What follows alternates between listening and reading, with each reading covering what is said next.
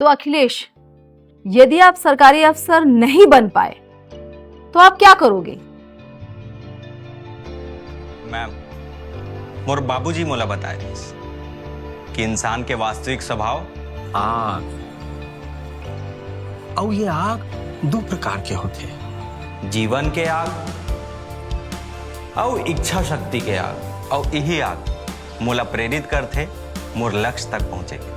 मान ले बेटा, ते कोनो कारण ले अपन लक्ष्य तक नहीं पहुंच पाए, तब वो आग कभू मरे नहीं। जैसे जंगल में लगे एक छोटे से आग पूरा जंगल अपन चपेट में ले लेते, वैसे ही मोर अंदर छिपे इच्छा शक्ति के आग एक दिन वो सब में समा जाही जेमा अपन परछाई देखी।